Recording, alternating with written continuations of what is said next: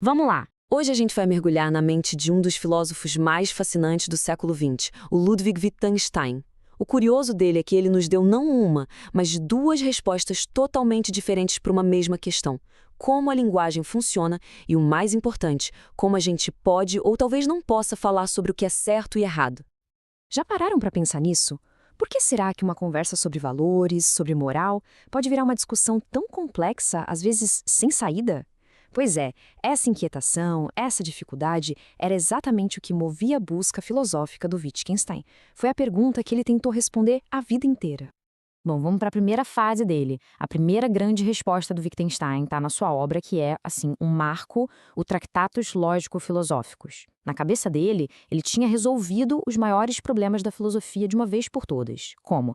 Definindo os limites exatos do que a linguagem consegue e não consegue dizer. A ideia principal ali era o que a gente chama de teoria figurativa. Pensa assim, ó, a linguagem seria como um mapa perfeito, um espelho da realidade.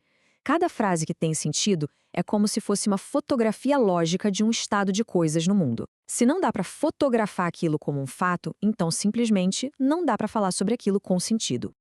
A consequência disso é bem radical, né? Cria uma divisão bem clara.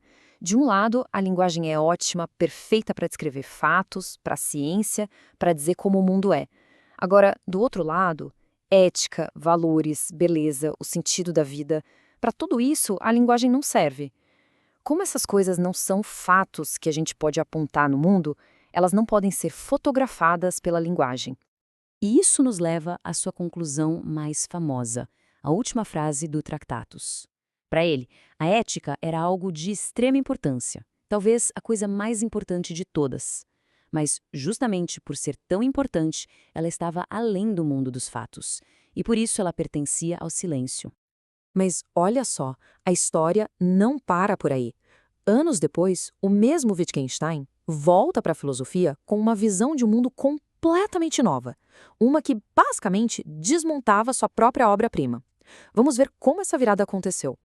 E essa é a grande reviravolta da história. É impressionante porque poucos pensadores tiveram a coragem de rejeitar de forma tão categórica a sua própria grande teoria.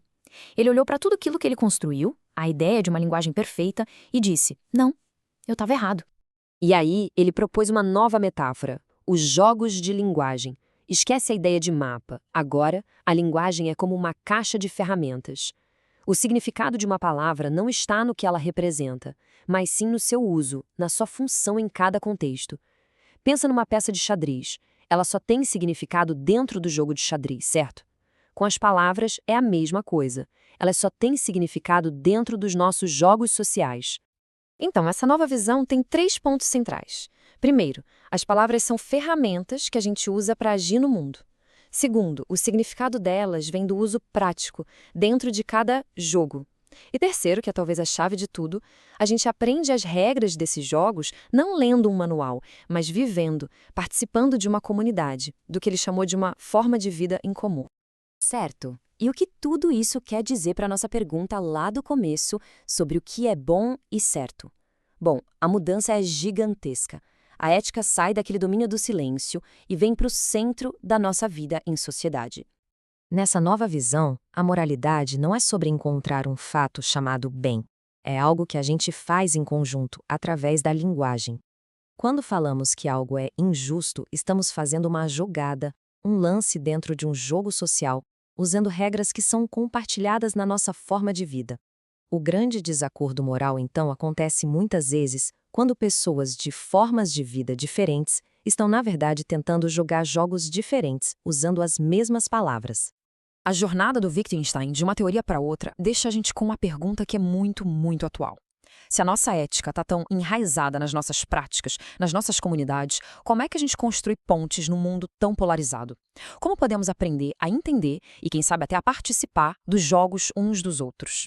A resposta, talvez, não esteja em encontrar a imagem perfeita da verdade, mas sim em nos tornarmos jogadores mais atentos e habilidosos nesse jogo tão complexo que é a vida humana.